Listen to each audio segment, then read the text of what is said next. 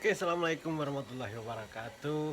Baiklah teman-teman, jadi di video kali ini kita coba-coba jawab pertanyaan dari teman-teman ya. Jadi di video kali ini kita akan spill dagangan di rumah. Jadi ada salah satu teman kita di kolom komentar bertanya, "Bang, spill dong dagangan di rumahnya dan modalnya berapa?" Nah, sebenarnya kalau untuk dagangan di rumah lumayan ya, kecil-kecilan di perumahan, tapi cukuplah untuk membantu untuk tambahan penghasilan harian. Jadi di sini coba kita pindahkan ke kamera depan dulu.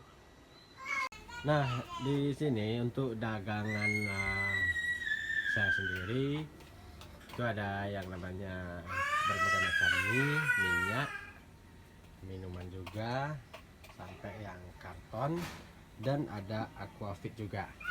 Tapi plusnya, jadi plusnya di sini karena sekarang musimnya gadget, jadi di sini saya juga melayani transfer dan tarik tunai, pulsa operator, paket data internet, token listrik, tagihan PLN, tagihan kartu halo.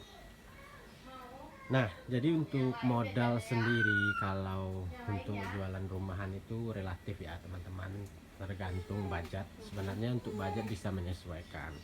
Kalau budgetnya sedikit kan kita bisa saja beli sedikit-sedikit, misalkan minyak dibeli 3 atau 5. Untuk indominya kita beli setengah kardus juga bisa. Jadi sebenarnya itu bisa menyesuaikan ya. Yang mahal itu pada bagian peralatan elektroniknya, misalkan seperti kulkas, freezer. Nah, jadi mungkin itu ya yang agak memberatkan kalau kita modal di awal. Jadi kemarin itu kebetulan saya dulunya juga sudah pernah buka kedai harian di luar, tapi setelah itu tidak lagi, dan barang-barangnya kebetulan masih saya simpan seperti showcase dan juga freezernya. Jadi sudah saya simpan. Kalau kita hitung nominal sekarang, kalau showcase sama freezer adalah ya sekitar 5 juta, kalau 2 berarti ada 10 jutaan. Nah, itulah yang berat. Tapi kalau untuk modal seperti ini 3 juta 5 juta saya rasa sudah bisa lah kalau untuk budget minim. Intinya sekarang kalau jualan di rumah itu ya sedikit-sedikit tapi lengkap. Tidak perlu kita punya stok 1 karton, beli 1 karton. Yang penting minyak ditanyakan mereknya ada, indominya merek yang ditanyakan orang ada, sampai minyak rambut.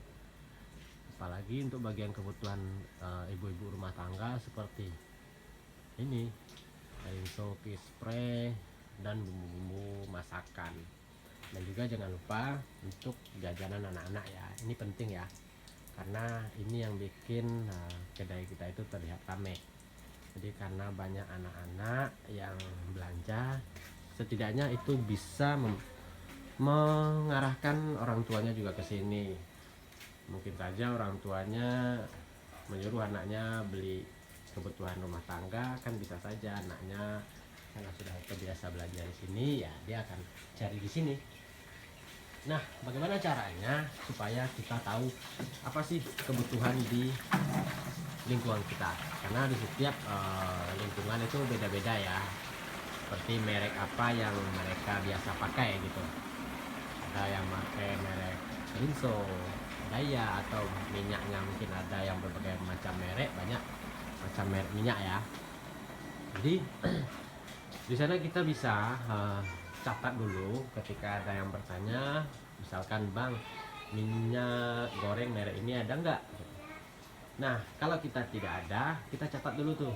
Kita catat, lalu kita beli, dan besok ketika dia belanja lagi, kita bisa aja mengingatkan ibu-ibunya, "Bu, minyak yang Bu tanya kemarin, yang merek kemarin itu sudah ada," gitu. Nah, jadi seperti itu ya teman-teman. Nah, Dan juga usahakan jangan meletakkan harga terlalu jauh bedanya dari harga di luar atau di pasar ya, karena untuk keseharian ini beda 1000 atau 500 saja orang bisa pindah ke warung lain. Dan di sini saya jual mie itu dengan modal 3.000 saya jual tetap 3,5, jadi menyesuaikan dengan harga grosiran di luar. Dan minyak gitu juga, berapa yang kiloan dia biasa beli di pasar, saya juga jual dengan harga segitu di perumahan. Nah untuk modalnya sendiri kita kan bisa keliling atau minta bantuan sama orang terdekat yang biasa jualan di pasar, gimana sih beli minyak dengan harga yang bisa menyesuaikan kita jual di rumah dengan harga di pasar. Jadi kebetulan saya juga ada banyak kenalan teman-teman di pasar grosiran yang jualan harian, jadi saya bisa ngambil dengan harga untuk dijual lagi di rumah sama dengan harga yang dia jual di pasar. Jadi seperti itu ya teman-teman. Nah oke, jadi mungkin jika ada teman-teman yang bertanya lagi seputar bagaimana sih dan apa atau segala macam tentang yang berhubungan dengan usaha kecil-kecilan di rumah, silakan tuliskan di kolom komentar ya, nanti saya akan bantu jawab. Tapi ya mohon maaf, videonya seadanya saja ya. Oke, sampai jumpa di video berikutnya. Assalamualaikum warahmatullahi wabarakatuh.